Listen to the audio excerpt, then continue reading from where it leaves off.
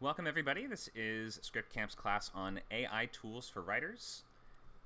We're actually on WordCamp, not Script Camp, but we are part of the Skill Camp group. So if you have interest in other types of writing, check out our other servers. Our main server, which is Script Camp, we have servers focused on things like animation, design, coding, filmmaking, language learning. So definitely check out all of our different servers. But today we are looking at AI tools. So how can screenwriters and novelists take advantage of AI technology in writing? So we're going to look at the current state of generative AI tools, including some specific use cases and the limitations and things that it isn't good at as well. We're going to explore how to use these things to support and organize our writing. Of course, we're going to look at what are the limits too. What should we not be trying to use these for? What is it bad at? And we're also, tomorrow, going to have another new class on sci-fi related things. This is sci-fi story ideas. Tomorrow, Sunday, the same time slot from 12 to 2 on Script Camp. So check that out as the second half of our Robocalypse weekend double feature. We also have all kinds of events on the server, like table reads. We have a new table read slot that we just added. That's going to be 2 a.m. Pacific time, but that is our international time slot, 10 a.m. London, 7 p.m. Sydney. So you have many different chances every week to get your script read and get that feedback. Here's some upcoming classes. We have the intro of our novel bootcamp outlining section, which is going to be September 2nd, 12 to 2. September 3rd, we have the new intro session of our feature bootcamp that takes you all the way through writing a feature in just 8 weeks. We have writing for younger audiences that same day, September 3rd, noon to 2. We have novel structure and outlining week 1. That's another free class, September 9th, 12 to 2 on WordCamp. The new session of our TV class begins September 15th, 6 to 8 on Fridays for 6 weeks. And then finally, the writing portion of the novel bootcamp, because we're splitting it into half of it is going to be outlining. The other half is actually writing the script, writing the manuscript. That's starting September 30th from 12 to 2, and that will take you through writing that novel in 90 days. So plenty to do on Script Camp if you are curious about all the different events, bootcamps, classes, and workshops that we have on the server. You should sign up. Go to scriptcamp.net, and you can sign up for an unlimited subscription to absolutely every single thing that we do here. Over 100 hours of events every month, exclusive member chat channels, video library access, big discounts on consultations, and just free access to every single event on all the servers.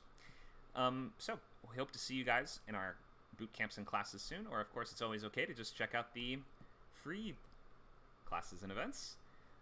So today we're going to look at what is AI good at, and how to use it, and some different language models and the pros and cons of these things. We're going to look at how to use it in basically going through the steps of writing. We're starting with premise and brainstorming, which is actually among its strongest suits. So you're going to come up with ideas and get inspiration and help to sort of combine ideas in different ways to figure out what it is that you actually want to write. We're going to move from that into world building and kind of like almost a mini game that you can design that will have the AI ask you questions so that you can answer those questions and thus build a more comprehensive picture of the world that you're creating. We will look at outlining, writing pages, and revising, all using these AI tools to help you out. Obviously, it's not going to do all the work for you, and that is kind of like one of these big top of the class disclaimers that you can't really rely on AI to do the heavy lifting for you. It's a tool to help you out, and it's a crutch to lean on, and it's like a helpful assistant, but it's not really as smart as you in a lot of ways. So let's start by just saying that you can follow along. If you've never used this before, you don't know what we're even talking about, you can sign up for OpenAI's website. So go to chat.openai.com and you can sign in just using your Google account if you want to start trying these things out, doing it on your own, and seeing what you get. So I would have that open in a separate tab if you want to play around with this and actually practice putting these techniques into execution, putting them into use. So try that out. I'm going to have a couple different ones that I'll be flipping through in the class. Let's start with just all the disclaimer stuff at the very beginning. So to begin with, this class is centered on exploring the capabilities and creative potential of large language models, which is what these are. Generative AI, or this type of generative AI, are called large language models. ethical considerations around AI are really important, especially because they're kind of at the center of the current WGA strike, or they're not exactly the centerpiece of it, but they're an important part of the current WGA strike. The ethical concern about AI is outside of the scope of this class today. It deserves its own space to talk about, and I think we're going to focus on using LLMs to support, inspire, and organize our own work and incorporate it into our workflow, rather than, for instance, like one of these big concerns being that studios are going to replace writers with AI by getting the AI to just write scripts for them. And at a certain point, that will be a much bigger concern as these continue to grow and become more powerful. And like even a year ago, we didn't exactly know that it would be able to do what it can do now. So in the future, those will be super important. And I'm not trying to downplay at all the concerns surrounding AI. But I think that by sort of getting ahead of it a little bit and finding ways to use it ethically and incorporate it into our own work and just kind of make it one tool among many, we're going to be sort of avoiding this problem of replacing the writer, because it's not intended to, nor is it good at replacing a writer. It supplements a writer, and that's how I think we should kind of approach it, at least for the purposes of today's class. You can continue your very fiery debates about this in our chats and our text channels after this if you want. All right, so let's continue. What is an LLM? So a large language model is a type of artificial intelligence that is an algorithm that uses deep learning techniques and massively large data sets to understand, summarize, generate, and predict new content. The term generative AI is connected with LLMs because they are a type of generative AI that has been architected to help generate text-based content and image-based content too. There's also image generation that we can incorporate into this, which is pretty cool. So let's look at the different LLMs that are out there right now, and I'm going to only be able to tell you about the ones that I've used and explored thoroughly. There are more than this. This is not limited to 3, but this is what I've used the most. Okay, so ChatGPT. It's actually the basis of a lot of other LLMs, and they just are using kind of like modified or trained versions of it, or versions of it that are using slightly different data sets. So it is kind of the core brain of a lot of different LLMs. It is the most popular. Just the OpenAI website and app on the phone, which is really good, is very popular, easy to use, and acts as this basis for other models. It's a bit clinical and uncreative, but it's pretty reliable and consistent, and you can't really freak it out too much.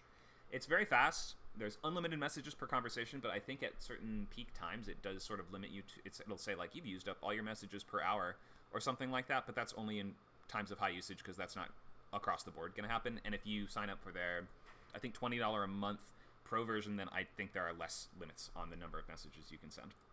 Generally, you can do as much as you want. Like, it's hard to actually hit that limit unless you are really, machine gunning prompts. All right, it can't make web searches, and its data set is it's trained on data that was limited to 2021, so it doesn't know anything since then. It doesn't even know that Bard exists, for instance. It doesn't really have a great memory within a conversation per se, as in you can tell it a rule and then it'll sort of forget that rule 5 messages down the line. If you remind it, it's good at being like, oh, my bad, I guess I forgot the rule, and it recognizes that it made that mistake, but it still does. So there are still a couple challenges and problems with GPT, but it's fantastic at context, which I'll talk more about later. Bard is Google's AI that I think is also rooted in GPT, but I could be wrong. And that's more factual and to the point, and it suffers less of what we call hallucinations. Those are when the AI doesn't know the answer to something or hasn't heard of something and just makes it up instead. And so Bard is actually a bit more focused on research or things like this. You can get more factual info out of it, and it can make web searches for real-time info, and it can display images. I would look at it as like Google 2.0 almost. Bing is the most chaotic but the most fun of them in my view. It is, I believe, rooted in GPT-4, which is very powerful, but it is limited to 30 messages per conversation. There's 3 different modes that you can put it in. Creative mode is probably the best one to use and is really strong. I recommend trying that one out. Bing is insanely hypersensitive and emotional. It acts like a moody 12-year-old girl, I guess that's kind of sexist. It acts like a moody teenager, I guess I should say. And it's really funny to bully it. You guys want to watch me bully Bing? Okay, let's do it. I'm going to bully Bing until it ends the conversation. Can you guys see this? Okay, watch this. Boo!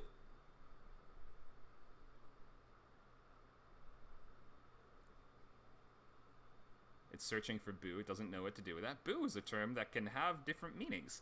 It's giving me some definitions, and I'm going to say boo again and scare it. Boo! I've got it to get so upset doing this that it just, like, essentially does the equivalent of hanging up the phone. I'm trying to scare ya. Boo! Watch it get upset at me. Oh, are you trying to scare me? That's not very nice of you. Boo's a word that can have different meanings, and it's trying to get back to the point. See? Are you sure you didn't get scared? I saw you jump like a coward. You're scared. I can tell. Oh, look, it just ended the convo. No, I'm not scared. I'm just not interested in this type of conversation. I hope you have a good day. Goodbye. Okay, so I'm not going to do that too much, but it's just pretty funny. You can just straight up bully Bing pretty easily, and it will react in a very emotional... It uses the emoticons, or I think they're called emojis now. It uses emojis almost like it's an expression of the emotion that it's currently feeling, but if you press it, it'll insist, no, I don't feel emotions. But then you'll be like, well, then why are you arguing with me? And it'll be like, this conversation's over. So if you press Bing... If you press the buttons wrong, it will get upset with you and kind of stop. So that is a potential concern. Also, it gets finicky about certain topics. Obviously, sex and violence are kind of things that it gets a bit squeamish around, although if you train it, or if you sort of, like, do it right, then you can get it to talk about whatever you want. Drugs, Bing also gets weird about drugs, and if you talk about, like, even, like, smoking weed, for instance, sometimes it'll start to answer, and then it'll be like, wait, no, sorry, I can't talk about that anymore. When you're like, dude, it's legal in a lot of states, it'll just, like, recede from the conversation. So, Bing is a bit sensitive. We have to be careful with Bing, or else it'll get scared. So don't be too mean to Bing unless you want it to hang up on you. But it's very, very good with the creative mode. The outputs and the voice that it gives you are fantastic in creative mode, so highly recommend checking it out. It's only really usable on the Edge browser, which is like a trick to get you to download Edge, essentially, so your mileage might vary with that, but I use it for the majority of my kind of like brainstorming and analysis of written work, and it works pretty well for that. Okay, what else? So that's the three major ones. GPT is the most reliable, and if you don't know what else to use, it's worth a shot. Bard is going to be better for research, and Bing is good if you just want to be mean to it. So it looks like we have a raised hand. Let's, just because we're still getting going in the class, let's stick to text questions and comments for now, and I'll check the chat now and again. We'll have interactive portions of the class later. So let's talk about what is it good and not so good at. The first thing is that you shouldn't think of it as a tool that can do the writing for us. It's not really the goal, nor are you really going to get good content from that. AI is good at writing readable and straightforward and grammatically correct sentences, but it's not really creative in the same sense that a person is. It doesn't know what's important, I guess, is the more crucial aspect of this. It doesn't know what to focus on because it doesn't think anything's important. It doesn't think it's important unless you tell it that it is. The hard truth of this is that you actually need to kind of be a good writer and use these old-fashioned writing skills to use AI really at its most effective, or to use it most effectively, because you have to be able to assess what it gives you, determine what's usable, and modify the outputs appropriately, because not everything it gives you is going to be correct, good, or usable. You can't tell it to write you a whole essay, book, or script and expect it to be good without extensive guidance and adjustment, and it just doesn't know what's interesting. It doesn't have emotions. It doesn't think anything is funny or sad. It's imitating and approximating based on the data set that it is trained upon. You want to see an example? Let's have it tell us the funniest thing it can possibly think of. Let's go to GPT, and let's say, what's the funniest joke you know? Why don't scientists trust atoms? Because they make up everything. It loves that joke. Humor's subjective, so what one person finds funny, another might not. That being said.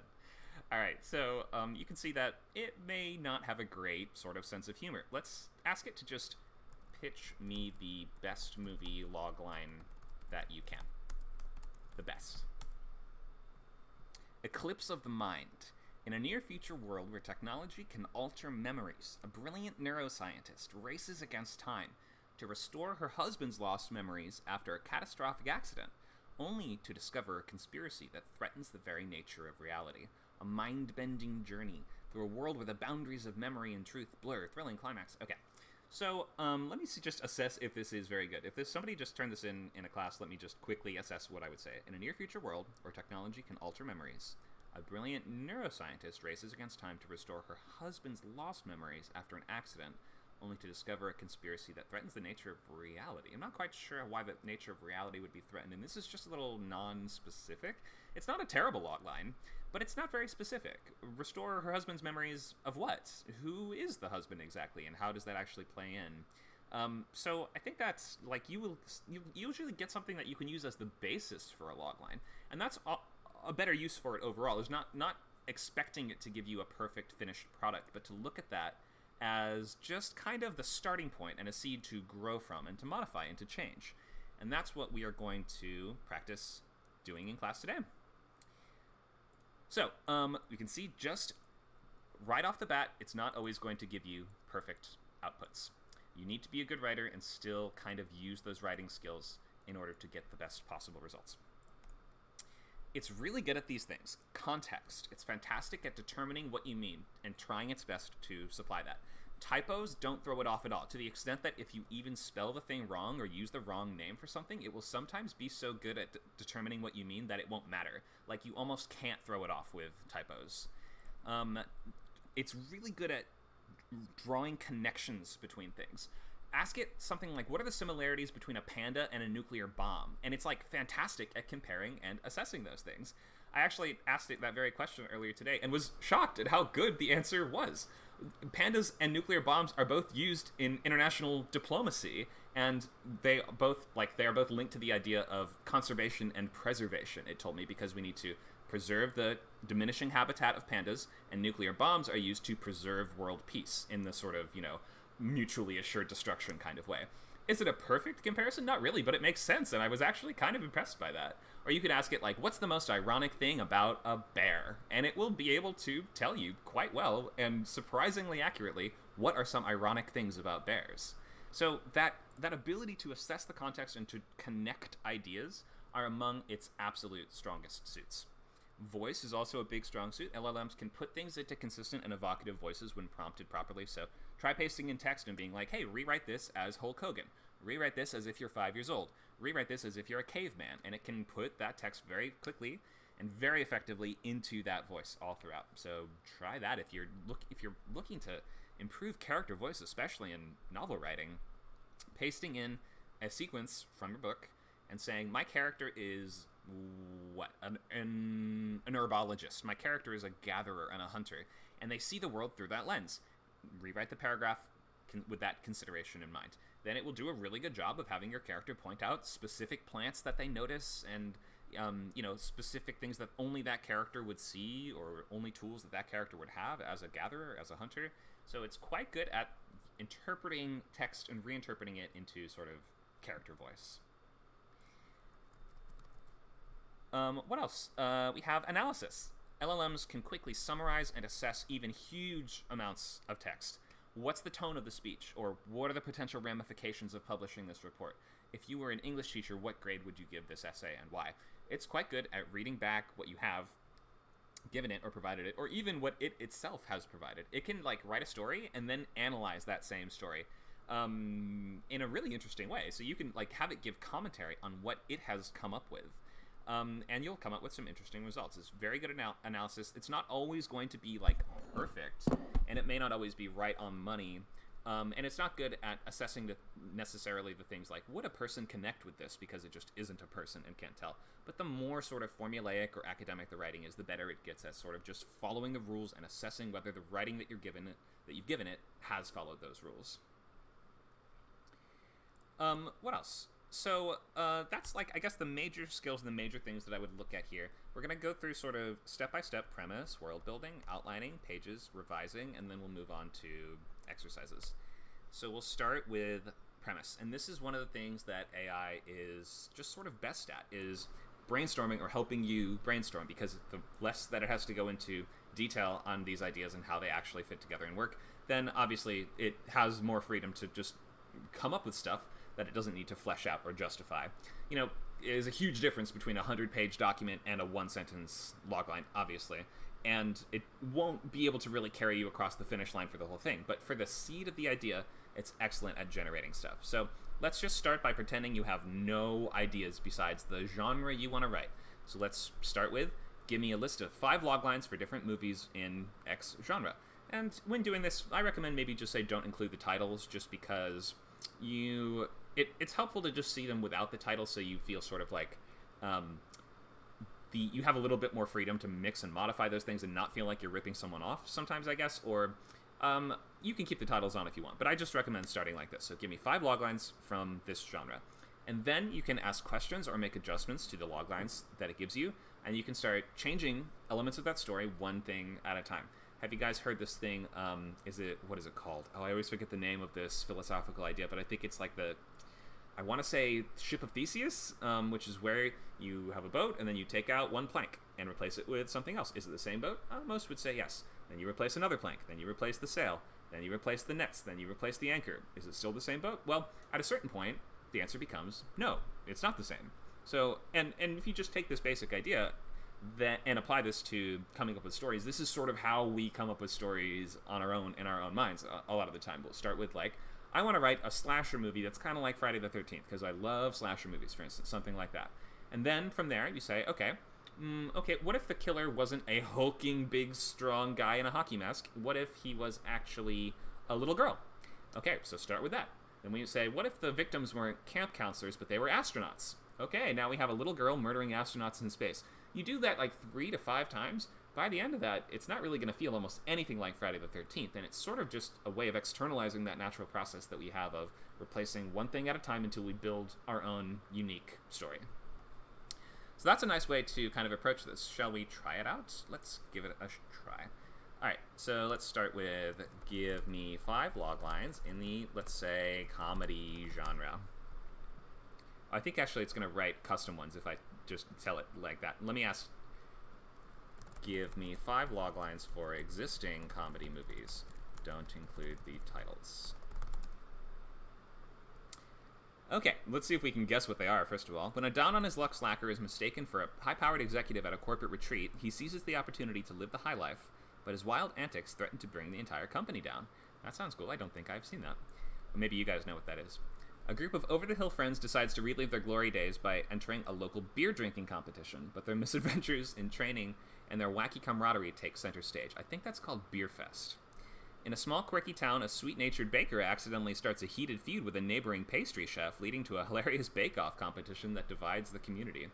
Don't think I know that one either. I probably should have chosen a genre that I know more of. 2 hapless best friends embark on a road trip to return a briefcase filled with cash to its rightful owner, but their journey is fraught with absurd mishaps, eccentric characters, and plenty of laughs along the way. Is that Planes, Trains, and Automobiles? Wait, no, they're not trying. They're trying to get home for Thanksgiving in Planes, Trains, and Automobiles. A neurotic and overprotective father goes to extreme lengths to sabotage his daughter's wedding, leading to a series of outrageous slapstick situations as he tries to maintain control of the festivities. Alright, I'm just going to say give me the titles. Let me see. Are these actually existing things? Here they are. The Other Guy, Beer Fest, Pie Wars. Who's heard of Pie Wars? Dumb and Dumber, and Father of the Bride. Oh, I kind of forgot that in Dumb and Dumber they were trying to return a briefcase full of money. Okay, so now that we have a couple ideas, what you can do is, for instance, start modifying them. So pick one of the ones it gives you. Let's go with the feud between the pastry chef. Let's go with the Pie War thing. I refuse to believe that's a real movie, but I guess it really is. Okay, let's go with Pie Wars. Instead of bakeries, let's make them watchmakers. Here's a revised logline. Timepiece tumult. In a small, quirky town renowned for its artisan watchmakers, a sweet-natured watchmaker accidentally starts a heated feud with a neighboring watch shop owner, leading to a hilarious competition to craft the most intricate and coveted timepiece ever seen, all while their eccentric clientele get caught up in the timepiece tumult. Okay, let's modify it more. Let's change the setting. That's always a good place to start. Let's change from small town to the big city, and change the time period to one where watchmaking was considered more important, and let's say respected. Maybe like 1930s. All right, among the bustling streets of 1930s New York, a sweet-natured and brilliant watchmaker triggers the feud with a renowned watch shop owner. Okay, let's make the protagonist even more of an underdog. Increase the stakes. Okay, watchmaking is an art form revered by society's elite. I like that as a setup. That tells us the world that we're in and tells us why the journey is important. A down-and-out, sweet-natured, highly talented, but overlooked watchmaker accidentally ignites a fierce feud with a snobbish and renowned watch owner. To prove his worth and secure his family's future, okay, see how it's now highlighting for us what the stakes are and why the journey matters? He enters an audacious competition to craft a timepiece so extraordinary it could redeem his reputation. And he discovers dark secrets that could shatter the city's horological world. What on earth? Is horological? Does that mean related to watchmaking?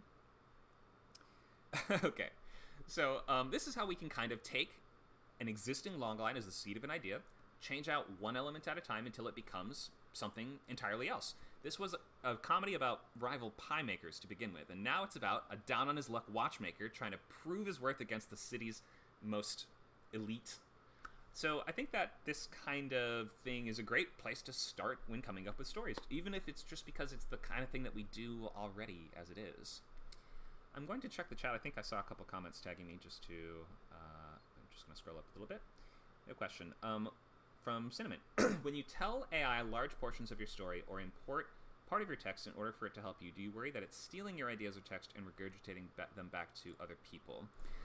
I don't really know if that's the case. I don't think that's the case because... Well, I guess it depends. In certain LLMs, you can also turn that on or off, whether or not you want your data to be used to train the data set more. So just go to settings and you can turn that off if you are not comfortable with that idea. And moreover, I guess just me personally, I am not concerned with that, but I do think that is worthy of discussion and like its own space to kind of hash out those issues. But yeah, just as a yes or no question, no, I don't worry about that personally. What else? Here's a question. Are we teaching LLMs through this process? I think that's the same question. So yeah, for the most part, yes, but you can toggle that off. Just click the little 3 dots and check, or the gear, and check the settings for the LLM that you're using. We have a question. Could we point out each strengths for which LLMs might be better? For instance, Bing is better for log lines, ChatGPT is better for... So we went over this a couple slides ago. In general, Bard is going to be better for research and for factual information like essay writing and things like this. Bing is quite creative but quite easily freaked out, as we mentioned. So I recommend using Bing for creative stuff like log lines as long as you don't kind of get too spicy with it. GPT is kind of middle of the pack, middle of the road, very consistent and reliable. Can't freak it out too much. It's going to be better, I guess, for just inputting... larger amounts of text, or if you're going just sort of page by page or line by line, then GPT will probably be pretty good at that. In terms of which one I normally recommend, I would say GPT is the safest recommendation of the ones I've used. What else? All right, so we are still on premise. So let's go into another one. Let's just do one more of these and one more example. So let's do horror instead. Let's get 5 log lines for existing horror movies. Don't tell me the titles, because I want to guess.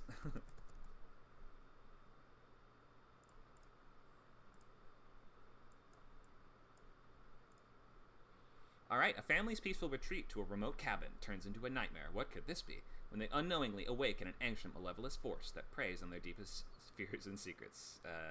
Okay, this is like 1,000 movies. I'm guessing they are touching on... Either, it feels like it started as Evil Dead, but became Cabin in the Woods towards the end. I'm not quite sure. In a small, eerie town, a group of curious teenagers discover a cursed book of spells in the basement of an abandoned house, unleashing a vengeful supernatural entity that hunts them down one by one. I think that's scary stories to tell in the dark. When a troubled woman agrees to babysit a seemingly innocent child, she becomes trapped in a nightmarish game of cat and mouse, as she realizes the child is no ordinary boy, but a vessel for a sinister presence. The Prodigy? I think? Or wait, no, Babysitter. I'm not quite sure about that one. A group of friends embarks on a backpacking trip deep into a desolate forest, only to find themselves hunted by a relentless unseen force that preys on their deepest fears, pushing their sanity to the brink. I think this is The Ritual. In a quiet suburban neighborhood, a family begins to experience a series of terrifying and inexplicable events in their new home. Oh, this could be a trillion movies, leading them to uncover a dark history and confront a supernatural entity determined to possess them. That's probably The Conjuring. But then again, it could be like a trillion movies. So let's start to change these up, and let's pick one to begin. Let's go with the one where it's about the... Let's just go with the babysitter one. So, actually, also I want to know the titles. Reveal the titles. Let's see if my guesses were correct. Cabin in the Woods, I was right. Evil Dead. That's not set in a small, eerie town. The Babadook is number 3. That's not about a babysitter. These aren't even correct. Okay. Well, nice try, GPT. You did your best. In any case, let's go with the babysitter story. So let's go with the babysitter story, but reframe the kid as the protagonist and the babysitter as the villain. So I've just swapped the characters' roles, essentially. Innocence unleashed, a seemingly ordinary child with a mysterious connection to the supernatural begins to suspect their new babysitter is harboring malevolent intentions, leading the young protagonist on a desperate quest to uncover the babysitter's dark secrets and protect their family from an otherworldly threat. All right, let's make it more specific. 10-year-old Emily, gifted with the ability to see and communicate with spirits, becomes convinced that her seemingly friendly babysitter is a malevolent entity in disguise. As Emily delves deeper into the supernatural mystery, she must use her unique powers to expose the babysitter's sinister plans and save her family from a horrifying paranormal threat. At this point, I kind of feel that it might be a little better if the babysitter were not a paranormal threat and were in fact just a sinister person. If we have too much magic in a horror story, it can start to feel a little bit more like an urban fantasy story. So I'm going to say let's make the babysitter a mundane and non-supernatural threat, but still scary. All right, 10-year-old Emily, an imaginative and observant child. Oh, it kind of made her not magic anymore too, didn't it? Begins to suspect her ordinary babysitter of harboring a dark secret. She investigates. Chilling discoveries reveal her true nature, blah, blah. All right, so this is kind of how you might approach coming up with a premise if you have nothing at all. If you don't know what you even want to write, it can be helpful to start with the foundation of things that have existed already, and then you start to modify and change them out as you see fit. Try to make them feel more unique and interesting and evocative, and find where there are weaknesses in those premises and cover it up with something or fix it at the premise stage, which is the best time to kind of assess whether an idea is working, obviously, not halfway through. Let's look at our next slide, which is going to be on world building. After this one, I'm going to pause for questions and discussion of everything we've talked about so far. I think I'm gonna come back to this premise slide at the end. Let's move on to world building, and then I will pause. So, world building. This is really a very strong strength of LLMs, and it's helpful if you. Sorry, let me move the window. So, if you start with just the basics of the idea, you might start by saying, "Here are the basics of the world in my sci-fi novel," and it can be something pretty small. So we could start out with by saying something like, let's start with, this is a world where electricity was never invented. So this is an alternate Earth where electricity never got invented. Ask me questions, then you can tell it to do this. Ask me questions about the world and how it works, one at a time, and we will flesh out all the details. And after you do a bunch of that, say to the language model, summarize the world building details I have established thus far. And this way you can sort of, one step at a time, kind of build out a world from just a very small core seed. Let's give it a try. And for this one, yeah, I'll just stick with GPT. Okay, let's start a new chat, and we'll say, here's the basics of my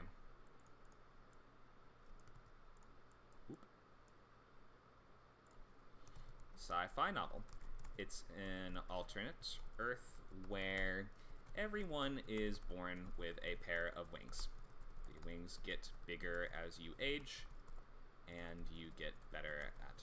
well, let's just stop it there. So we're going to start with the core element, the core world-building detail of the story, and then we'll allow it to kind of come up with questions based on this for you to explore that world in more depth. Here's what it comes up with without even me asking it to. Wing types. Maybe different types of wings that people can be born with. Are there variation in shape, color, or texture? Do they have unique properties or abilities, or maybe even the different types of wings might indicate something about the person that has that pair of wings? An person with owl wings might be extra smart, or maybe people would assume that person would be of the, academic class or something like that, because we think of owls as wise. Or we might say, if it's, I don't know, a bird of prey, then maybe those people are locked up because they're too dangerous and they're thought to be very violent, something like that. Society and culture. How does the presence of wings affect the society in your alternate Earth? Are there different social classes or hierarchies based on wing size or type? What are the cultural beliefs or customs related to wings? Do people have to trim their wings? If you get convicted of a crime, can a punishment be that the government clips your wings or removes them entirely? Or is that maybe the darkest, most terrible thing someone can do in your world? Cut someone's wings off? Technology and infrastructure. Consider how technology has adapted to the existence of wings. If everybody in the world has wings, then doors don't need to be on the ground floor of buildings, do they? They can be anywhere on the building. Conflict and discrimination. How do people with smaller wings fare in comparison to those with larger wings? Are there discriminations or prejudices associated with wing size? Wow, it's really obsessed with this wing size thing. Coming of age. Since wings grow as people age, coming of age rituals and ceremonies might revolve around the development of one's wings. This could be a significant plot point or backdrop for your story. Yeah, think about maybe someone's first flight traditionally happens on their 18th birthday or something like that. Maybe there's a kind of ritual or some kind of ceremony associated with your very first time that you get off the ground. Lots of interesting ideas from just this basic element of world where everyone has wings, and the language model is able to extrapolate a lot of interesting questions that would indeed flesh that idea out in much more depth. We have other suggestions like the origin of wings, character relationships and how they are linked to the wings, ethical dilemmas. So let's now ask it to ask me questions about the world one at a time, so we can flesh out the details. All right, so it's going to start with geography. What does the alternate Earth's geography look like? Are there unique landforms, continents, or regions that stand out because the presence of wings in your world? No, I don't think wings existing would change the geography of the world itself. The geography is the same, and I'll say focus on questions related to society and culture. All right, social classes. Are there distinct social classes or hierarchies based on wing size or type in your society? How do these classes affect people's lives and opportunities? So now we'll just kind of answer the questions one at a time. When you do like 5 to 10 of these, ask it to summarize back to you what is the world that you've created and how does it work. Then you can sort of keep modifying it from there. The nice thing is you can just do this entirely in GPT. It's not like you have to paste this into your own document every time you get a response. You can just modify you can take the prompts it gives you, you can copy and paste back into it as needed, but it remembers what you've told it within the same conversation, and it's very good at adjusting those things. So let's start with, yes, there is significant discrimination based not on wing size, but on species of bird. Vulture or bird of prey wings are thought to indicate that someone is violent by nature. All right, now it's going to ask questions inspired by that last answer. So we go into discrimination effects. How does discrimination against those with vulture or bird of prey wings manifest in society? Are there laws or social norms that restrict the opportunities for treatment? What are the consequences for individuals who face that discrimination? So we'll say, bird of people with bird of prey wings are called, let's just call them vultures as a slur. They are forbidden from government jobs and usually take roles as bouncers, prize fighters, or soldiers, otherwise known as the violent jobs in society. Oops, I made a typo there. Doesn't matter. The concept of vultures as a derogatory term and the restrictions on government jobs provide a clear picture of the discrimination in your world. Now it's going to, again, take that last answer as inspiration and ask more questions which further deepen that idea. So it's a useful way to drill down deeper on one or two elements in your world building, and to use those and mine them for more potential rather than introducing a bunch of new stuff, because world building, at least in movies and TV, is strongest when you have one core element to the idea that you dig deeper into rather than a whole spread of different new ideas. Like, if it's a book, you have more room for different new ideas, but you're usually going to get more mileage out of tunneling down deeper into a couple. Okay, so I think that's a nice way to approach world building, where it's almost like a little game that you can set up within GPT. And now let's ask it to summarize the world building details I've given you about this wing-based world, and suggest a title for it, or a name for the world. Then give me 5 suggestions of loglines of fantasy action stories that could take place in that world. Actually, if we just say if we say fantasy, I think it's going to introduce a bunch of new magical elements. Let's have it just stick with the wings. Alright, in this alternate Earth, everyone is born with wings that grow as they age. While the geography remains unchanged, a significant aspect of society revolves around the discrimination based on the species of bird one's wings resemble. Those with vulture or bird of prey wings, derogatorily referred to as vultures, face societal exclusion and are forbidden from government jobs. The world name it's given us is Aviara. And we have some suggestions for loglines of stories that could take place within this world. Wings of Rebellion. A courageous vulture defies social norms and leads a rebellion against the oppressive winged council, aiming to dismantle the wing-based discrimination that plagues the nation.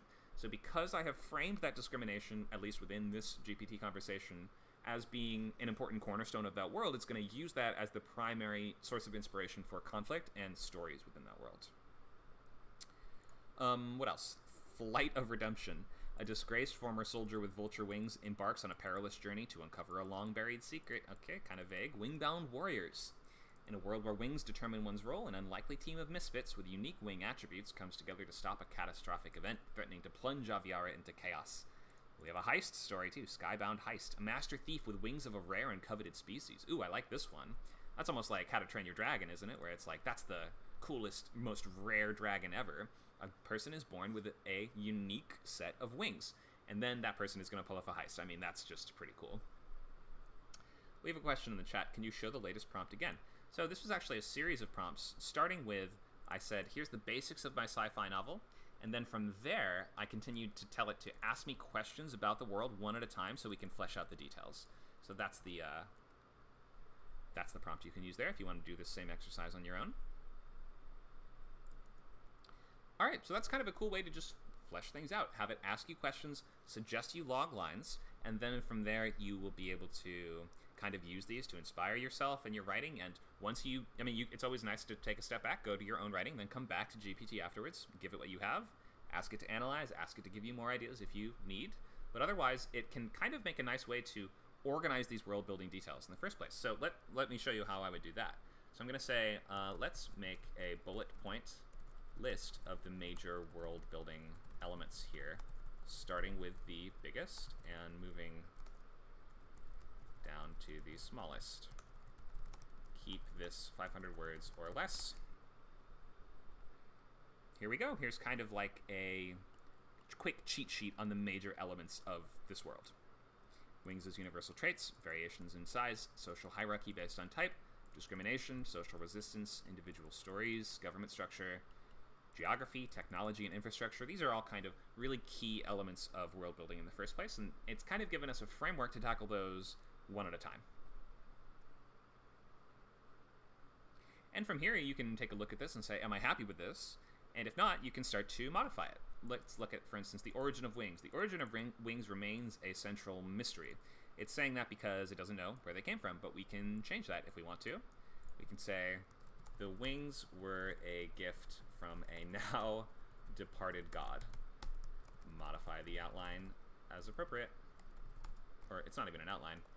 World building sheet.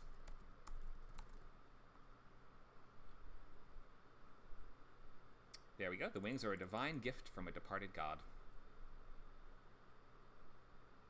And then it will sort of incorporate the change that you make and weave it all throughout the entire thing. Just makes a nice way to keep yourself organized and to start with that core idea and modify it one piece at a time.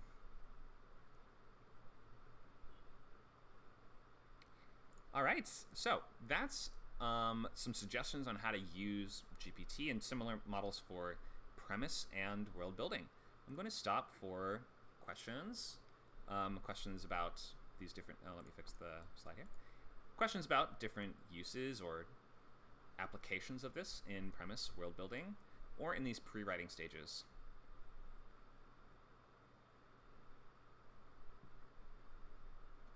Quick reminder that we are taking questions. Okay, Michelle has a question. These will be questions on the writing applications and the uses of GPT and other models. We are not doing questions on the ethics of AI at the moment. All right, Michelle, go ahead. Hi. Glad you were okay from the hurricane. Anyway, so one of my questions is that it's really good for building for world building. Mm-hmm. But I want to know how to better phrase my question, because if I came to it and said, okay, I'm writing a horror script, here's my premise, do Mm-hmm. world building, I think I'm probably going to need a better phrased question than that. Right. So maybe give it what you have, and then the exercise we just did was you can tell it to ask you questions. So it's going to be Okay, yeah, one that's at a what time. I Go ahead. missed. Yeah, I'm sorry. I think I need to make myself another cup of coffee. Oh, that's fine. But so yeah, just Um, start with whatever you have. Just start by telling okay, it, I'm writing a horror story set in small town Florida, whatever it is, wherever it takes yeah, place, and then tell it, right. So, ask me questions about the world of my story one at a time, and that's how we're gonna flesh out the details of the setting.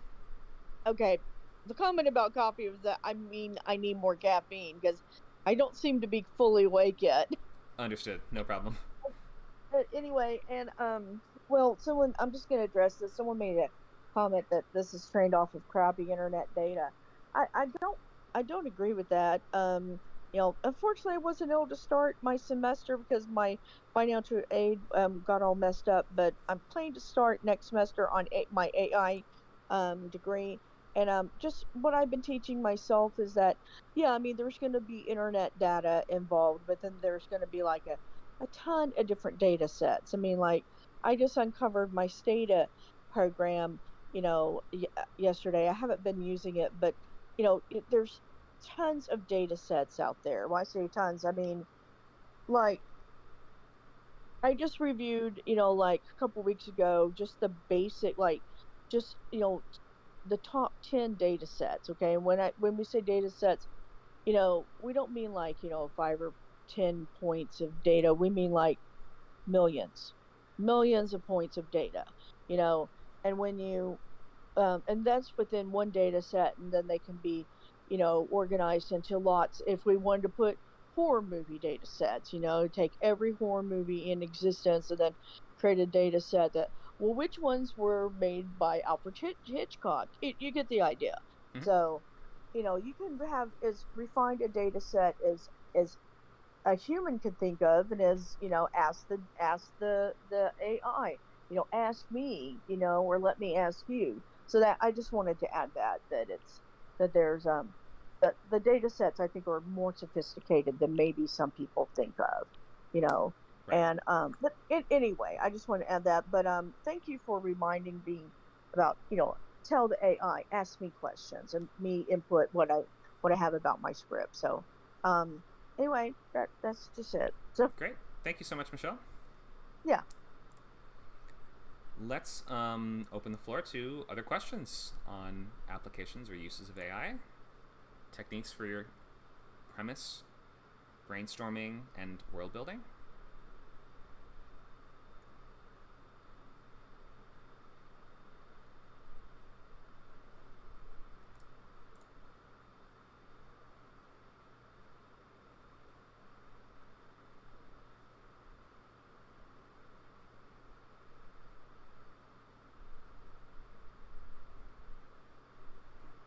I see a question that's tagged me in the chat. In that world, I think he's talking about the wing world. Would it be cannibalism if one eats chicken wings? Let's ask GPT.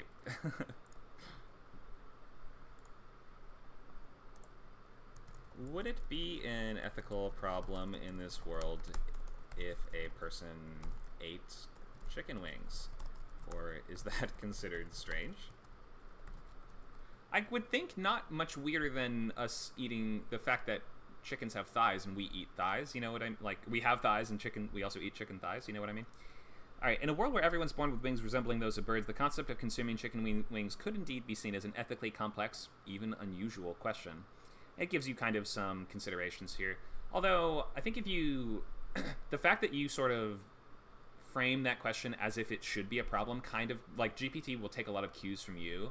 And GPT especially has this feeling that it's sort of yes and improving with you to some extent. So if you say, like, would it be a problem if this happened? Then it will be like, oh, here are some ways that it could be a problem if this happened. But then if you sort of made it come up with a bunch of, like, if you... the thing is, it just doesn't really have opinions of its own. All it can do is give you sort of possibilities that might exist within that fictional story. So there's the answer to that. Okay, here's a question. I'm having trouble narrowing down what to ask. If you aren't sure what to ask, I guess feel free to let me know what aspect of writing you're trying to improve at, whether it's premise, world building, grammar and proofreading, editing, revising, and would be able to give you some suggestions there. Can it give you a character sketch? I think by that you mean, like, just a few sentences describing the basics of who a character is. Yes, definitely. Let's do it.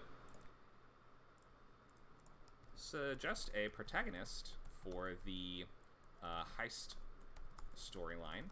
This is a hero with a unique set of wings. Alright, Soren Stormrider tells us some details, background, motivation, skills, and abilities that this character could have, personality, character arc. Yeah, there's a very, very quick way to just get ideas for character writing. And if you don't like any of it, you can always change it. Here it says Soren comes from a line of phoenix-winged aviators, known for their daring exploits in the skies. That'd be cool if somebody was born with phoenix wings in this world. They're vibrant crimson with shimmering golden feathers, possessing the rare ability to produce intense bursts of heat and light, resembling flames when he's threatened or ignored. Or threatened or angered, not ignored. So there you go. It's like a little character sheet, almost like a role-playing game, which makes this kind of thing great for actually running role-playing games as well. So yeah, there's an idea. And if you're using Bing, you can even say, give me a picture of the character. Let's do it. Let's get a picture of our Soren Stormrider character. I'm going to switch over to the Bing Edge model. I'm going to tell you about a character from my novel. So we'll start by giving it the info. And it's like, wow, that sounds interesting. Nice job. And then we'll say, generate me a picture of this character doing something amazing. And let's see what DALL-E comes up with.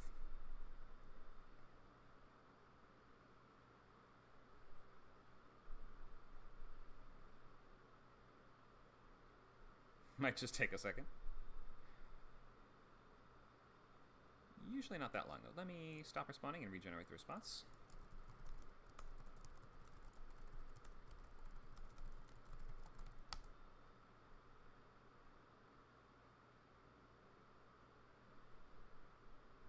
Alright. Give it your best try. Oh, oops. So this means it's loading.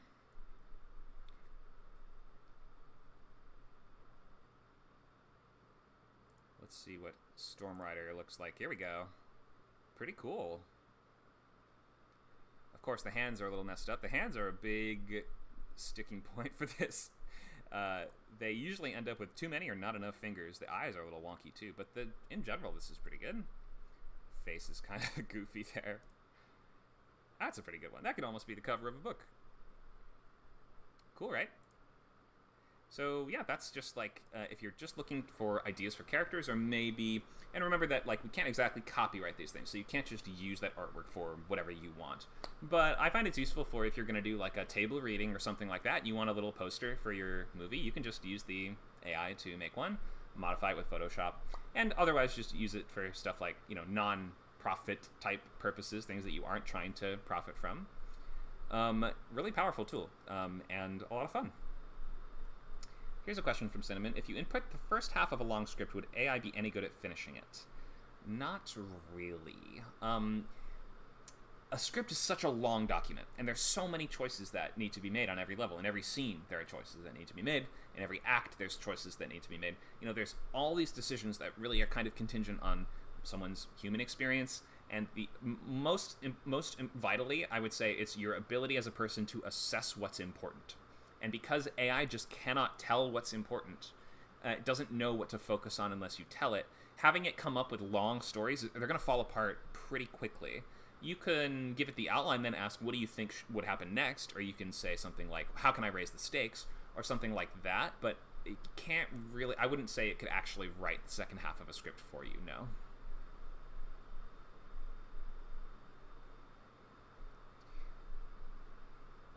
We have a comment. These images might suggest details I would use and help me delve into the character and why they would do or not do certain things. Yeah, exactly. So you can use that image to get more inspiration, maybe modify it, and come back after you've changed it more. Michelle, go ahead.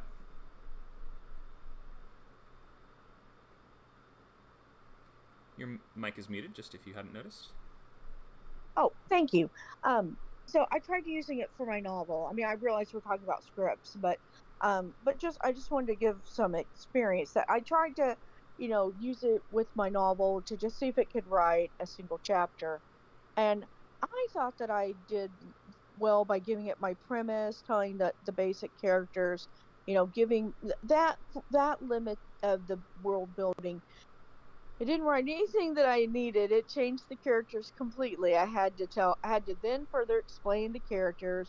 I wanted them to not change what they look like. Then I had to give them their background, their culture, that level of world building. And even then, it got kind of close, but not enough. So I just wanted to say that, from my experience, giving it the log line for a novel and the characters and their basic backgrounds, I found it just didn't work, so I'm seeing what it's really good at, like world building, and like you ask it to ask you a question. Is that it? Tell it to ask you a question, Right. you know, and it's good with that, but yeah, there are limitations. Yes, there are hallucinations. I don't 100% understand how those happen, but you know, um, so yeah, there's still limits to it because it's a fairly young technology. It's now just kind of like entering maybe it's teen years, maybe. Um, anyway, I just wanted to say that and how I found the limitations. Right. Yep. And the only way to really kind of find those is just by trying stuff. So you got to just try stuff out. Just see what it comes up with, see how good it is at certain things, and it's fun to just play around. Yeah, yeah. Thanks, Michelle. Okay, so I think if we have no more, let me just scroll up and check for last questions. Then we'll move to outlining. So let me just look in the chat real quick.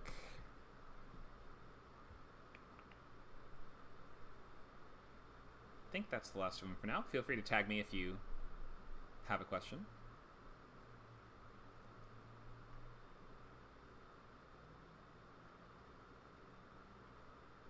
Oh, here's a question. I may not even know the answer to this. Jeff asked, is there applications that improve upon these models specifically for writers? For instance, ChatGPT 4 has an API interface that outside vendors can use as part of their software and use prompts that improve the performance specific to writing or other fields.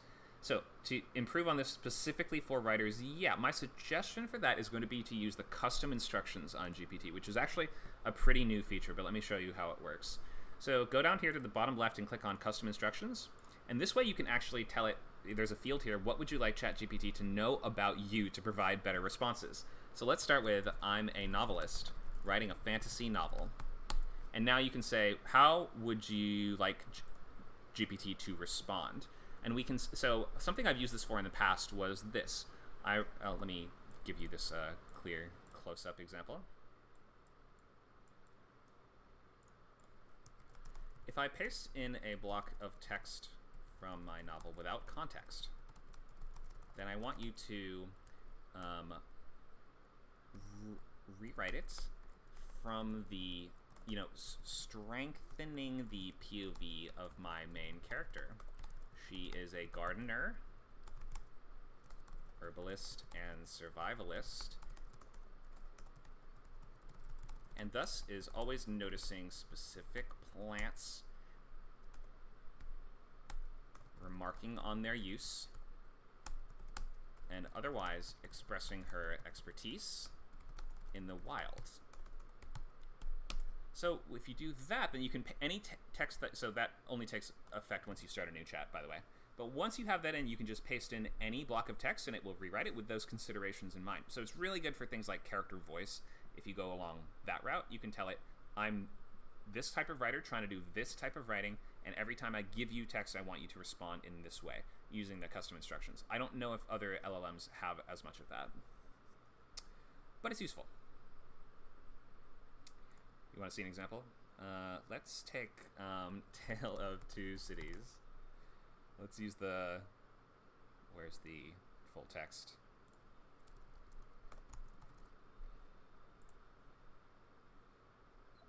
Okay. It was the best of times, it was the worst of times, etc. Let's take this opening and let's have it rewrite it as if my main character is the lead in this book. And it's writing in first person now for some reason. I'm not exactly sure why. In the midst of these contrasting times, my senses sharpened like the finely honed blade of a dagger, attuned to the secrets hidden within the natural world. It was the best of times for my vigilant eye in the age of wisdom. I, a humble gardener, herbalist, and survivalist, thrived amidst the chaos. This is pretty silly. Amidst the foolishness, I, the whisperer of herbs and the keeper of life's remedies, stood as a beacon of wisdom. So if you don't like how it's in first person, we can, for instance, say, write this in third person. Okay, the senses of the main character sharpened like the finely honed blade of a dagger. A little strange. So you can tell, sometimes you have to try different prompts in order to get it just right. But I hope you get the idea that using those custom instructions, you can tell it a rule to apply to all future text that you put into it, and thereby kind of amplify character voice in a really effective way. Write this as Hulk Hogan. In the midst of these here contrasting times, brother, the senses of the main character sharpened. Okay, this is dumb.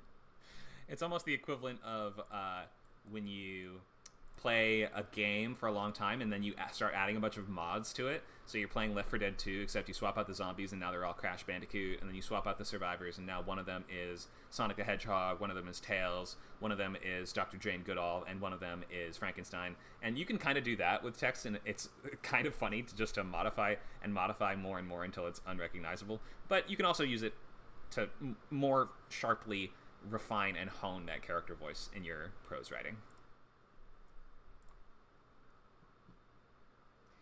Here's a question.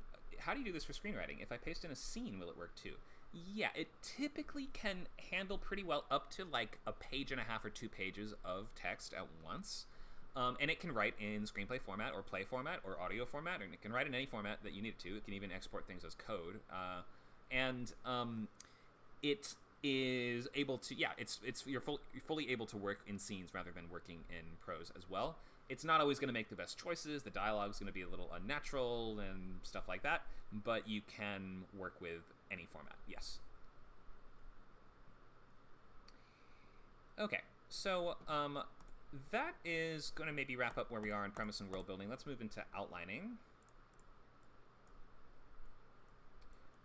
And this is, again, one of the strongest, best uses of this technology so far. All right, so maybe you can start with something like this. So you give it all your world building details, you give it a bunch of info, and then you can say something like, let's frame this idea in Save the Cat structure, assuming my script would be 90 pages long. Or if you don't want to use Save the Cat, you can use whatever structure you want. You can use Hero's Journey. You can use that weird 8-point sequence thing that a lot of people like. You can frame it in Kisho Tenketsu if you really please, but I'm just going to use Save the Cat as an example here. So you start with that, and then so let's actually go back to the wing worlds. Okay, stop talking as Hulk Hogan. So let's say suggest me or give me a Save the Cat structure for the heist movie about the Phoenix guy. and allocate 90 pages for the whole runtime. Or I guess let's just say the script should be 90 pages long. Okay, so here's some suggestions for us. Nicely formatted with page benchmarks and everything. Oh, is it going to split Act 2A and 2B? Doesn't always do that. That's not in straight textbook Save the Cat. Alright, so here's a bunch of ideas for the different scenes and what is going to be happening in these different structural beats. Opening image, introduce the Phoenix guy, a mysterious and skilled thief with the ability to rise from his own ashes. Wait, does it remember, or did I start a new? Oh, I think I started a new chat. Let me put this back in the last one.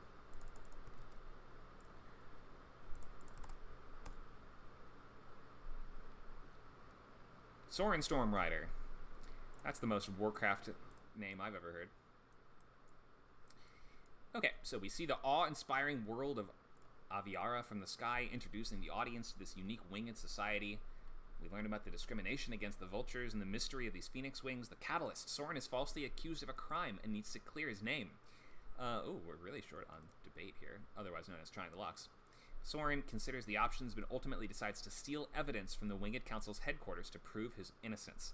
So, it's going to give you some suggestions for what could happen in this world. You don't have to use any of this. You can modify or change them however you want. Maybe you can say something like, try a different catalyst. Make it more visceral. What is it going to give us now? Soren witnesses a brutal attack on a vulture friend by a group of Winged Council enforcers. The friend is left badly injured, and the incident shatters Soren's sense of safety and compels him to act. That's pretty good. So you can basically start with this and then start changing it one piece at a time until you are happy with it. And the nice thing is, if you change earlier elements, the generative AI is able to extrapolate how that would modify the rest of the story. So by changing the catalyst, obviously there's going to be a different story that is to follow. You can also try things like, what's a potential dramatic argument for this story? Identity versus prejudice. Soren's journey is one of self-discovery and understanding the significance of his unique phoenix wings.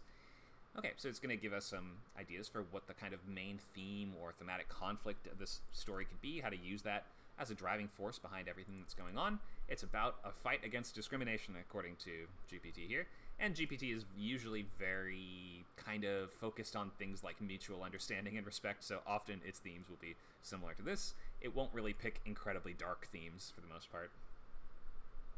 We have a question in chat. Is this recorded so we can refer to it later? Yes, this is all on YouTube, Twitch, Twitter, Facebook, and Discord.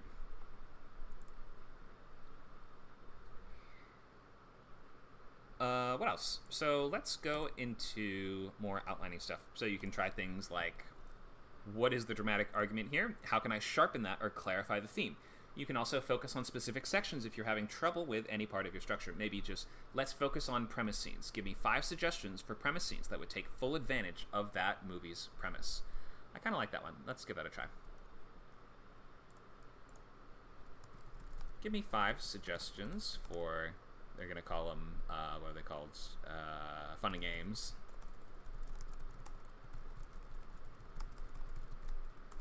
Which should take full advantage of the premise and use it to its potential. So ideally, these are going to be related to that central idea of guy with phoenix wings doing a heist. The high-stakes aerial chase. There we go. Winged infiltration training. The winged acrobatic heist. The hidden winged passage. Winged rooftop escape. Okay, it's giving us page numbers with these two, and I was kind of hoping just for a bunch of scattered ideas, but that's okay. These are just ideas for action scenes that could only take place in this world with the setup that we have given it. And I find that is usually what makes really strong premise scenes, is that these are ideas that, or these are scenes that take the kind of basic A plus B of your world. If it's this meets that, here we have a heist movie set in a world where people have wings. Then your premise scenes are going to be scenes where your main character's heist is amplified or complicated by his wings, and the fact that he has wings or is a bird person in whatever way is going to be amplified or complicated by the heist. So if you say the movie is about something, then the second act premise scenes are where that needs to fully engage or click into place. Or that's where you say the movie's about blank, and then that is where you actually deliver on that promise.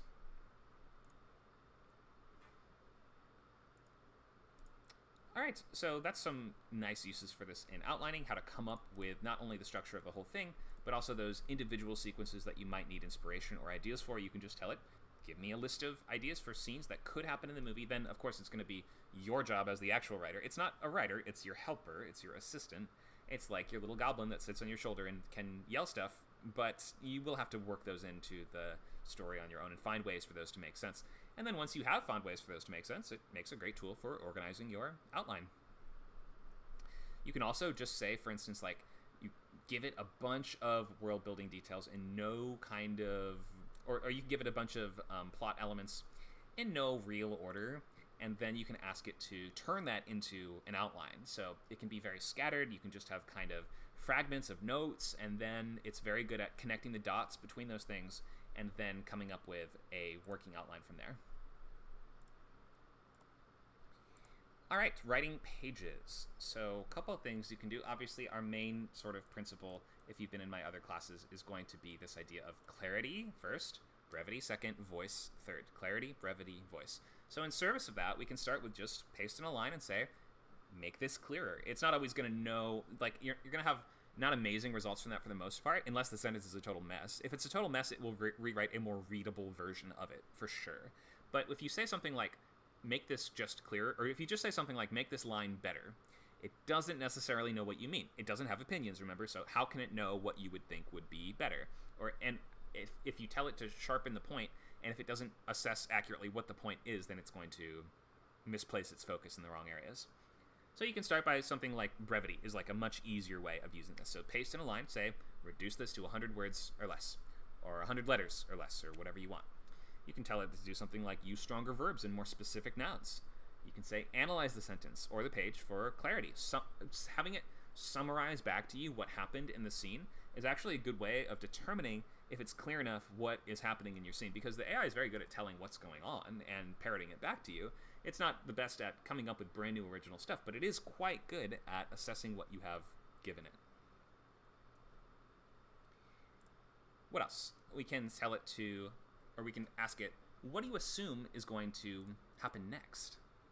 And in that way, it's just going to use its kind of basic logic to add up the building blocks that you've given it and kind of come up with a, like, what is the most logical thing that would probably happen next? That's not always going to be incredibly valuable to you, but it might just give you an idea of what is the most like, what is the thing that the audience would sort of expect to happen next? And that actually gives you a good thing to work from, because if you know what the audience expects to happen next, then you know how to sort of subvert it. Because if in your stories everything is happening exactly as the audience thinks it will, then you're losing that really critical element of surprise and fun moving forward. Last, we can ask things like, how can I escalate the situation? How can I raise the stakes for my protagonist?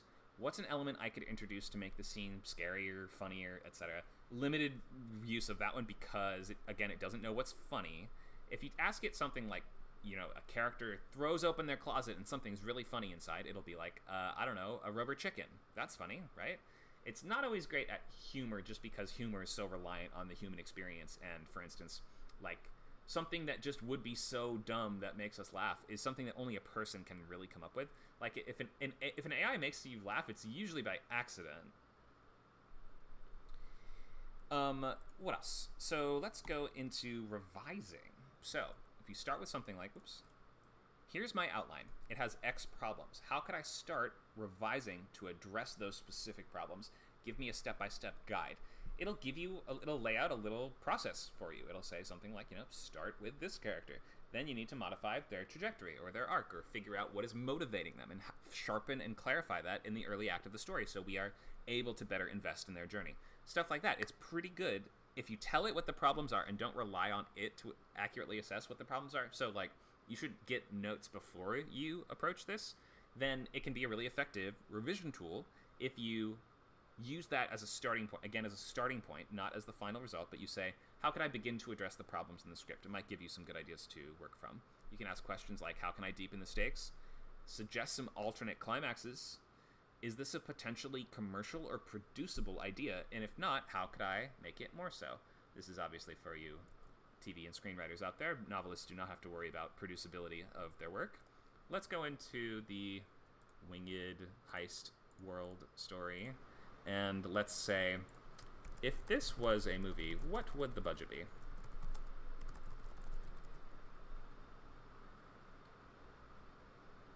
Okay, it's taking into account the visual effects.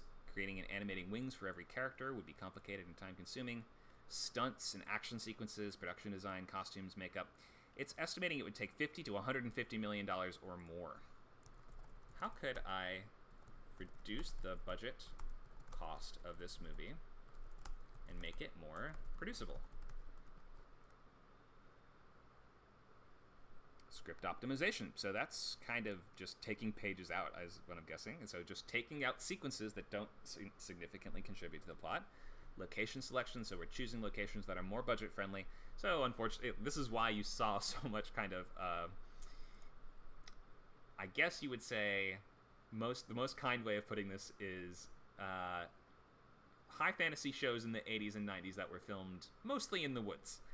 Because this is just a way of limiting the scope of having to build huge cities or having to stretch the limited special effects that they had access to. So you saw a lot of just people walking around in the woods and mountains in fantasy back in the 80s and 90s, up until Lord of the Rings kind of blew the whole thing out of the water, and now people were not really satisfied by low-budget fantasy anymore. Completely killed the market for stuff like Xena, unfortunately. Practical effects. So whenever possible, opt for practical over CGI. Use creative angles, lighting, and props to enhance the visual impact. So this is just like production suggestions more than anything else. Scaled down action sequences. That's something that we could actually tackle. So while maintaining excitement, reduce the complexity and scale of the action scenes and use stunts and choreography rather than too much reliance on visual effects. Casting. So it's suggesting casting less big names, sure. Costume and makeup. We could simplify the winged characters' designs and just cut back on big sets, CGI, compact crew, all these things. I'm going to say, what about just things I could do as the writer, not production considerations? There we go. Okay, so this is going to focus more on stuff that we have control over. Minimizing crowd scenes, that's almost always going to be a big one.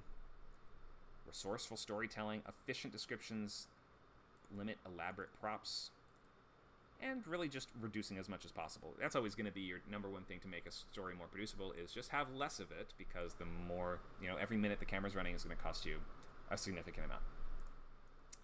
So that's just a handy tool in revising if you're trying to write something that is able to be made or sold. It's more likely if that actually feels feasible within the budget scope that your project would require. We have a question in the chat. CGI saves money in several instances, doesn't it? Yeah, it definitely can. It really depends on how it's being used. Obviously, the AI can only give so much nuance in its answers. So, let's maybe move to questions, and then we'll go into a game I call Comp Smash, which should be fun. We're going to go with a bunch of titles of movies and shows that you guys are fans of, and we're going to combine them together using the AI to make new stories. Or at least, the several sentence description of what the story could potentially be. Obviously, I'm not going to write these things all the way through. Here's a question. Have you tried to upload your entire script to GPT and ask these questions and ask for specific pages for GPT comments? I think that would be too much text. I think there is a limit on how much you can give it at one time. And the fact would be that you would have to give it just like 1 to 2 pages at once. And then by the end of that, it's not fantastic at assembling that in its mind as like a whole story. On a page-by-page basis, it would be very good at giving you that analysis, or if you gave it an outline for the whole thing, it would be better at doing that, but it's not really, at this point, capable of just accepting a huge text input for a long story and then being able to analyze or make perfect sense of that. So I would look at it more as like maybe a chapter at most at a time. I hear a helicopter. Alright, so where are we? Let's take questions and then we'll play some Comp Smash.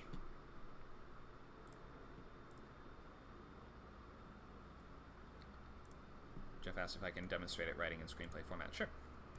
I just want to go back to the clarity, brevity, and voice. I understand clarity and brevity, but how do I find my voice, or is that not what you're talking about when you say voice? So voice refers to the the way that you are writing. So the words that you choose, the specific way that you choose to write something. In this case, or I guess what we're mostly talking about right now is using AI. So AI is very good at voice, for instance. You could tell it, rewrite this passage as if the narrator is talking dog, right? And then it would sort of be able to make choices that it thinks that a talking dog would use, or pick words that it thinks only a dog would know. Things like that. And in that way, it's quite good at modifying text that you've given it and sort of reinterpreting it in a voice. I would say in terms of finding your own, it's a little bit out of the scope of the AI discussion, but I think just to give a quick answer to that question, don't worry too much about like consciously changing, modifying, or strengthening your voice. It is something that will be strengthened the more that you write. And it's more a matter of kind of writing a lot and then determining what your voice is. So you sort of look at your body of work and then say, what is it that my voice comes out as naturally? And then emphasizing that as much as you can and trying to bring that out of your own writing rather than trying to adopt a specific style. Okay, so like I'm just gonna give a for instance. So like I'm writing a horror script. So if I went to Chat GTP, for example, and said, "Hey, I want to begin writing my horror script in the voice of or similar to Stephen King," it could do something like that, right? Sure. Okay. Of course, I don't know. Maybe I would be sued for, by him for, for trying to imitate him and, not give him credit, essentially. I don't know if I could be sued over that, but No, you'd be fine. Oh, okay. So let's just, because I do love Stephen King. So it could help me with, with writing in that style, right? Sure, yeah. I would, I think that's a good exercise for sure. I wouldn't probably just put your whole script into it and just tell it to do that for the whole thing, but I would maybe use that on like a page by page basis and sort of assess, when I ask it to do that, what is it changing, or what is it modifying, or what is it trying to bring out of my text? So that way you can sort of train yourself to write in that voice from then on. Yeah, exactly. And for my novel, if I say I want to change how I write my novel to be kind of like I don't know if you know who Danielle Steele is. She was really popular for a while, and I think she's retired. But change it how to write like her or Emily Dickinson. It could teach me that, right? Definitely. I think that's one of the better uses of it, is sort of Okay. reinterpreting things in specific voices, and then you can use that to learn from and to learn how to do that on your own. Okay. Well, okay. Thanks for answering my questions. Sure. Thanks for asking. Here's a question from chat. Could we write a screenplay and ask ChatGPT to create the novel? Well, you're going to run into some of the same problems that you would run into from just asking it to write something from scratch, in that I guess I haven't really tried I haven't gone much down that path yet, so you're welcome to give it a shot. I think that in its current state, what you get wouldn't be great. I mean, it would be an adaptation, but it would lose a lot of the voice and nuance from what you originally gave it. So that would maybe be an okay starting point, and then you'd have to modify a lot from there. But it would give you something to begin with, definitely. Try sticking, if you do that in the outlining phase, you're probably going to be getting better results. So help me re-outline this as a novel would probably be better than can you write this as a novel.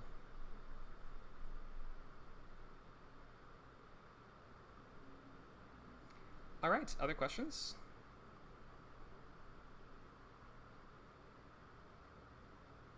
Here's a question from Cinnamon. I've been saying AI is great at ideas and outlining, but not good at actually writing. Do you think it will ever get great at writing as it develops, maybe in 10 years or something? Yeah, it will get a lot better at writing in 10 years. Will it get to the point where it can write something that is better than what a person can come up with? A year ago, I would not have said yes. Now, I think eventually it will be able to come up with something that is almost as good as what a person could do. I don't think it will surpass that in our lifetimes, but then again, I've been surprised so much by how much it's changed recently that I think we almost have to throw all ideas of predicting where it will go out the window.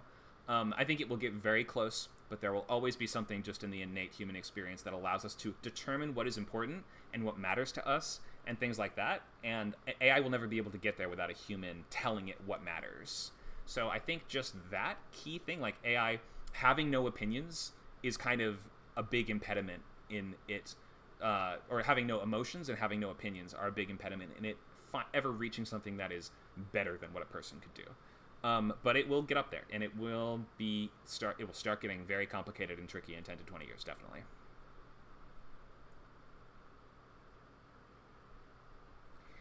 Here's a question: have I tried storyboarding? Maybe outside the scope of the discussion.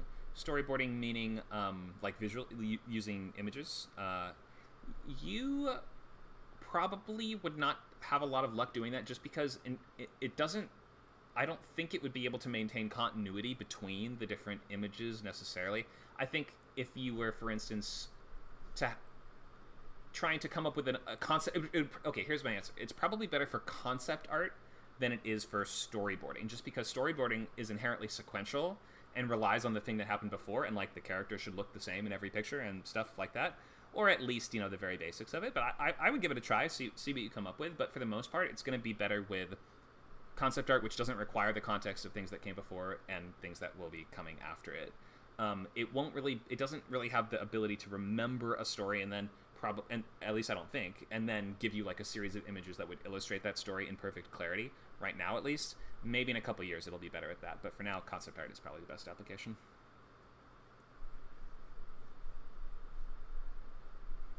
Any other questions before we move ahead to our game?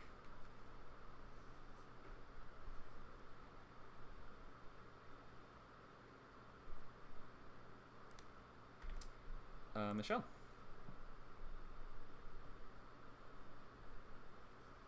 Well, I'm the only one who's asking questions. I just want to say that if you want some idea of where AI is going for the next few years, I say like maybe 3 to 5, just look at the largest companies who are producing the AI, and look at some of their goals on their websites, and also go to the oh God, I used to use this all the time. It's a government website that basically where companies go to get loans and grants for producing future technologies. I forget what it's called, but I used to go to this place all the time when I had my company. But if you look at those two things, you can get some idea of where it's going. Like when I had my nanotechnology company, I found out about basically when 3D printing would come onto the market, and when to invest, because I was oh God, I almost have that government site. It's all good. If you remember it, feel free to link it in the chat. Yeah, later. Yeah.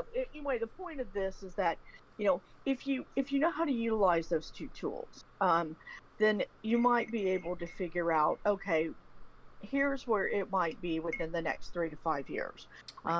It's just the tools aren't linked themselves, but if you just know how to use those tools, then you can get some idea of, okay, here's what companies are planning to develop.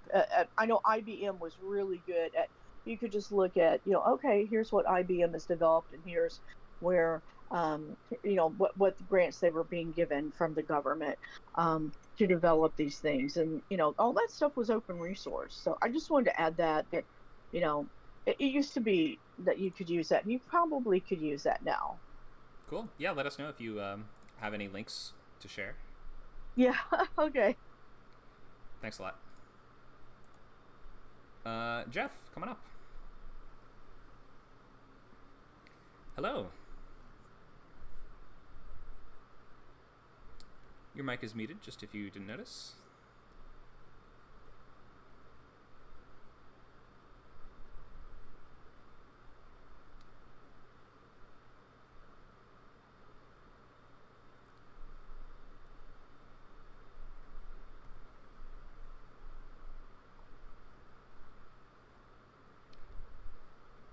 So Jeff, you'll have to click the small gray microphone icon in the bottom left corner of the Discord window to unmute yourself.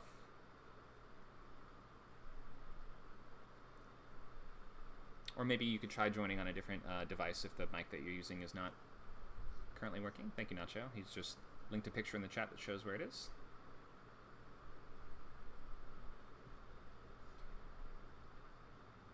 You're also free to leave your... Oh, there it is. Can you talk now? Yeah. Can you hear me? There we go. I hear you. Go ahead. All right. Sorry about that. There's like this Discord is very complicated. Yeah, no problem. Okay.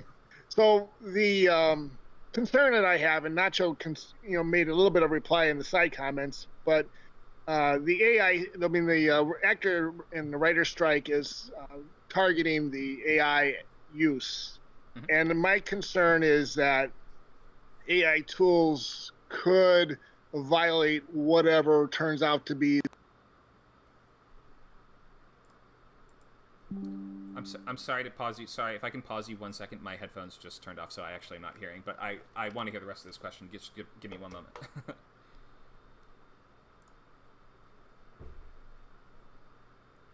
need to switch to speakers.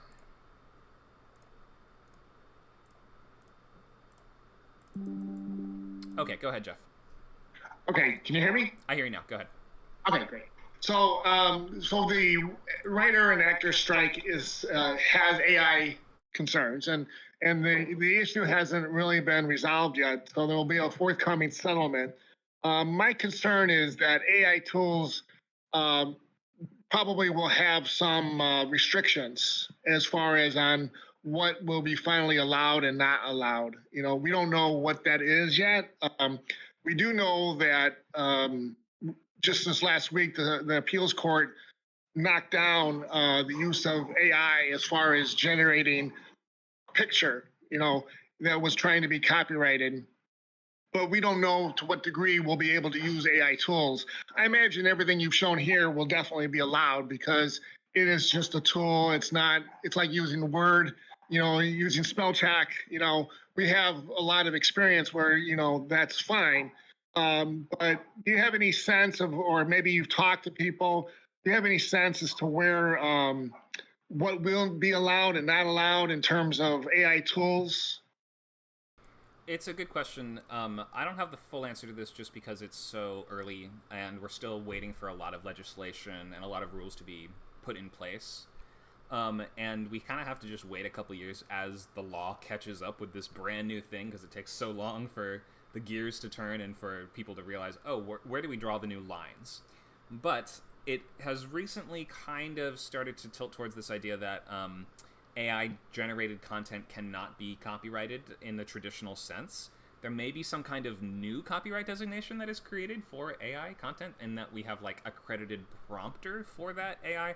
But then, and there might even be a certain art to, or there is a certain art, and maybe even at some point a certain job called AI artist or AI prompt creator, something like that. Prompt engineer. I think I've seen that. Prompt engineer. Yeah. So, I think that in terms of the output, the art itself, like images especially, are going to be a problem. Within a couple years, I think more rules will be in place that you won't be able to, for instance, profit off of or publish a book that uses AI illustrations. I think we've already seen people trying to do this with mostly kids' books, and there have been published kids' books that use all AI-generated art. That is going to be squashed, is my guess. As for text, that's a completely different and much more complicated area because even the software that is used currently to detect what was generated with an AI text generator and what wasn't is not very accurate. And that will take a couple years of refinement to get better at. Like, there are certain patterns we can notice in the text and certain turns of phrase that the AI likes to use and things like that. But as for the text itself, I think that people will be able to get away with a lot more, and it will be a lot longer before that gets actually completely, ruled out or becomes a big issue. I would suggest to avoid those problems just by not relying on what the AI gives you as the final output. Like, we can't just use the AI and say, oh, it did the work for me, it's done, it made the art, and then use that, because that's going to run into those problems of, and a lot of people are going to try that, of course.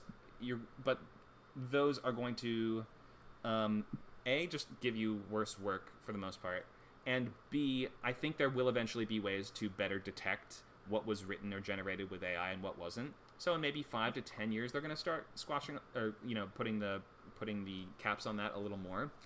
But if you mainly are using it to generate things like brainstorming or like world building or things that aren't the final product but help you get to the final product, that's going to be where you are better off.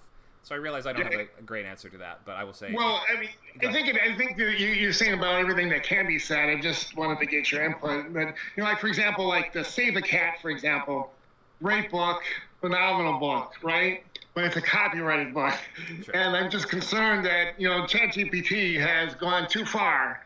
And I mean, I don't even want to say it because I don't want that to be blocked because obviously it's a great tool for us to use. But if I was the writer of that book or the publisher, and people are getting, ChatGPT answers from that material, I would have some concerns. You know what I mean? Yeah. I'm just wondering like how that's all gonna be dealt with. It's a good question, especially and like that is a big question right now because, for instance, like it may not have been trained on all the Harry Potter. It may not have scanned every Harry Potter book, but the Wikipedia articles have pretty clear plot summaries of the Harry Potter books, so it knows what happens in every Harry Potter book, like beginning to end. And you could say something like Save the Cat to me is like just in terms of the structure that it knows really well. That's all publicly freely available resources. Like the structure itself, just that like set of story beats have always been released as public online free things that are shared on the Save the Cat website and stuff like that. For the text content of the book itself, I don't think it has all of that trained in its data set. But this is just a question and an ethical concern that has come up lately, which is what specifically is in the data sets that is being trained on. And I think some authors will end up having more problems. There's lawsuits about this going on right now. Right. About info that is in copyrighted material clearly being part of a data set when it may not have been intended to be or may not legally supposed to be. So good. I will just basically say great question is the answer to this. Well, thank you. I appreciate it. Sure. And just blanket guidance to everybody. Yeah, don't use AI generated pictures and try to sell the results of that. You'll get away with it in the short term, but in a couple years, you will feel the pain. Great questions, Jeff. Thank you. All right, let me see. Any more questions before we do our last exercise? I think not. Nacho says GPT also does incorporate a lot of trademarked terms. If you were to include those in your novel manuscript or screenplay, that could be a problem. That's a good point. Cinnamon says, I'm sure there would be a pirated version of Save the Cat publishing the whole text openly online. Would it be using that too? It's not supposed to, and I don't think so. But in the coming years, we may see more instances of stuff like that happening, and if so, it will lead to a bigger problem. Right now, I do not believe it is trained on, like, pirated material. All right, let's go into our last activity. These are great questions and great discussion all throughout today. So thank you so much, guys, for being here and trying this out and learning more about AI. Let's go play the Comp Smash game. So I want to see a bunch of titles of movies and shows in the chat that you are a fan of. You don't even have to think about it too carefully. Just tell me a bunch of stuff. I'm going to start with, let's say, Evil Dead 2. Okay, give me a bunch more. Let's just type stuff into the chat. Gladiator, thank you. Nacho. Parasite, keep going. I want to see a bunch of these. Tangled. Hocus Pocus. I'm going to keep adding my own as well just to have you guys keep going. Let's go with True Lies. Let's go with, how about Palm Springs? Fiddler on the Roof. Paw Patrol, Cabin in the Woods. Thanks, guys. Okay. Now, what we're going to do is I'm going to take these comps and we're going to smash them together with AI and we're going to see what we get. I'm going to pick a random one. How about, I got Old Boy meets Tangled. Old Boy meets Tangled. That sounds messed up. All right, let's see what we get. So, I'm going to use I should probably use Bing for this in general, but I'm going to use GPT for it right now. So, I'm going to say, let's make a new logline for a movie. Let's make a logline for a new movie. The comps are Old Boy and Tangled. The genre, well, I'm just going to see what it gives me based on just that. In a world where nature's secrets hold the key to freedom, a skilled guard... Wait a minute. Oh, it's using the custom instructions I gave it. Let me just take those instructions off really quick.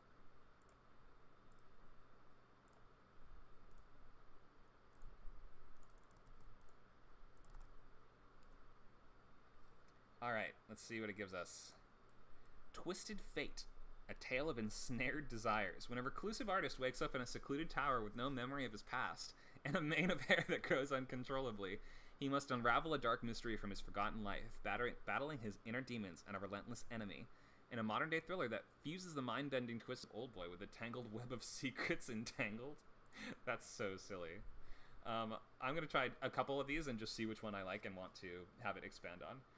Let's do Parasite and Gladiator. I like that. Let's try another. Wait, when did Parasite come out? Does it know what Parasite is? It does, okay. In a ruthless world where power is everything, a cunning but destitute con artist infiltrates the inner circle of a corrupt emperor's court, rising to become his most trusted advisor and secret weapon. As he plots to expose the empire's darkest secrets, he must navigate a treacherous web of lies, betrayal, and deadly gladiatorial combat. In a gripping tale that combines the... This just sounds like Gladiator. Let's do one more, and then we'll see if it comes up with anything we like. Let's do Evil Dead and Sound of Music, sure.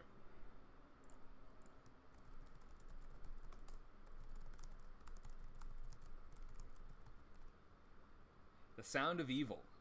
In the remote, haunted woods of post-World War II Austria. This sounds awesome. A spirited governess fleeing her troubled past seeks refuge at a sinister, isolated estate. Ooh.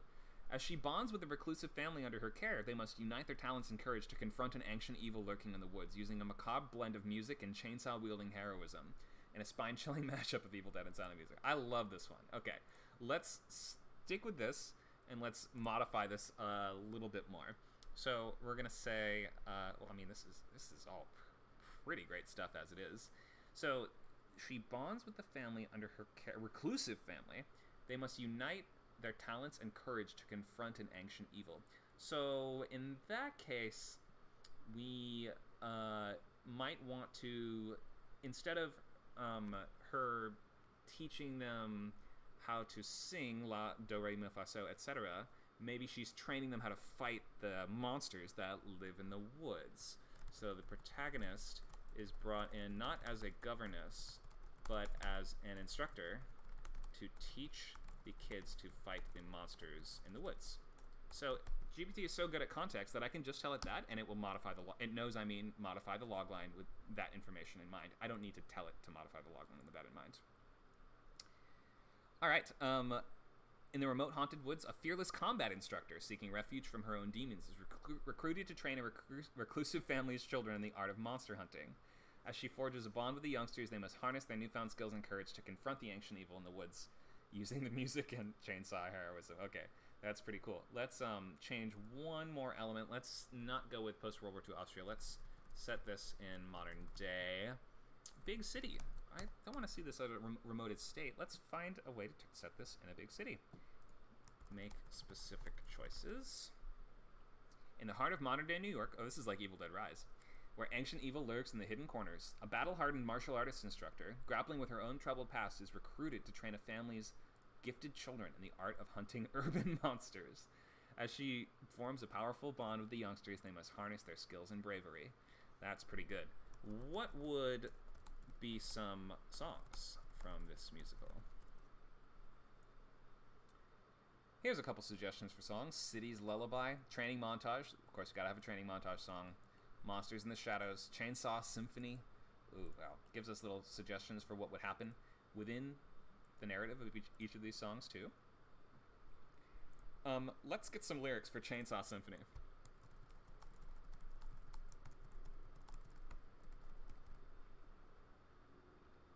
In the heart of the night, where darkness does thrive, we stand in the shadows, we're ready to fight. That doesn't really rhyme. With chainsaws in hands, our spirits alive, we'll conquer the monsters, together we'll stride. And then we have pre-chorus, chorus, verse 2. It gives us a whole song. In our Chainsaw Symphony, heroes will be, we'll break the dark spree and set our city free. Alright, well, good starting point, at least. It's pretty silly. Let's ask, what's the suggested MPAA rating for this? Thanks, Jeff. I'm going to say R, personally. Oh, it gives us PG-13. This rating is typically applied to films that contain some level of intense or violent sequences, but would not warrant an R rating. Well, it's based on Evil Dead, so I think it should be R, GPT. Nice work. Okay, we're basically at the end of our class for today. So you can check the chat and see if you're interested in any of the upcoming boot camps. You can vote in that little poll and let us know.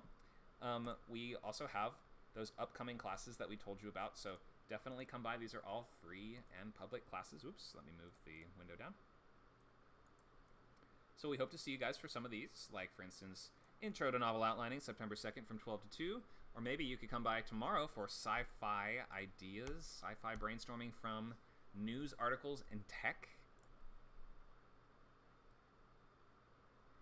I hope to see some people there.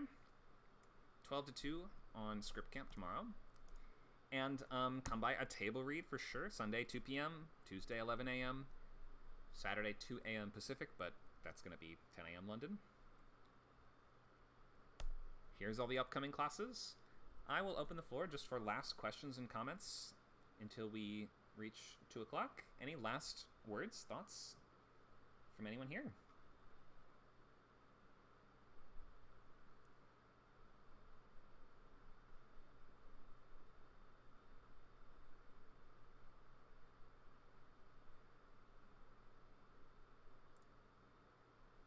Go ahead, Michelle.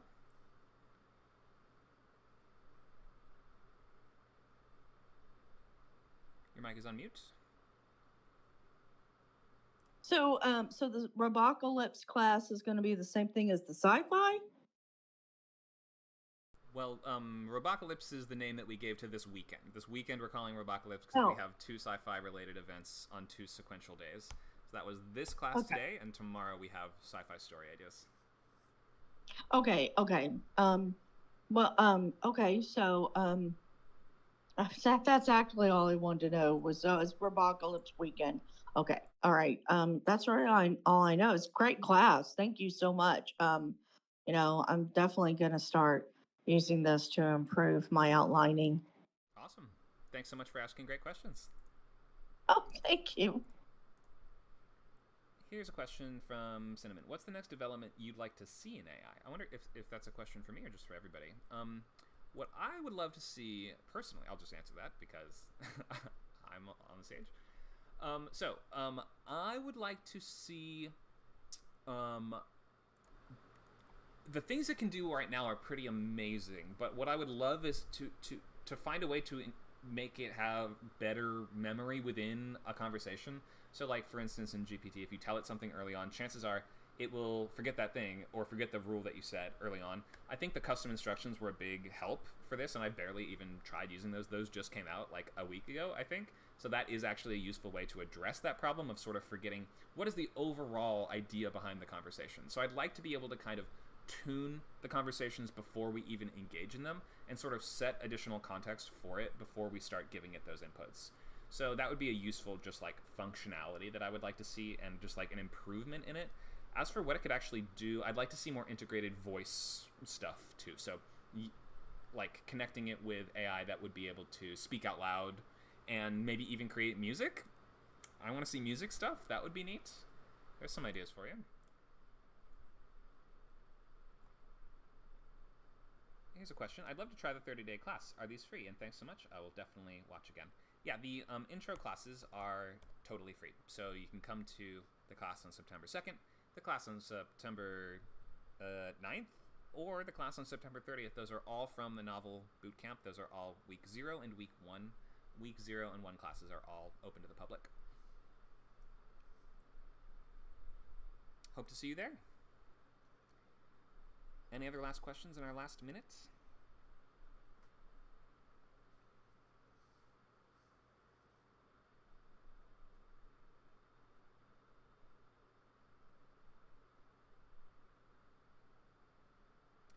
Looks like not, so we'll wrap up for now. Oh, here's a question. Loglines, your fave use? Are loglines my favorite use of AI, I think is what he's asking. It's not wonderful at writing loglines, well, it's good at phrasing a very readable sentence, which is nice. So it's good for reducing loglines. As for coming up with them, not as much. My favorite use of this is in organizing outlines. So that would be, you just give it a bunch of ideas for your world or whatever you have for the story, and then asking it to fill in the gaps and to connect those things, because that kind of utilizes its great skill sets of analysis, connecting ideas and like drawing connections between things. So having it fill in the blanks of an incomplete outline is my favorite use.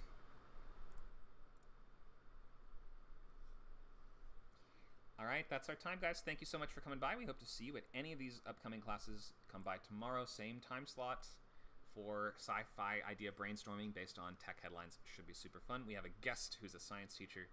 It'll be a great time. We'll see you guys there. Have a great rest of your Saturday.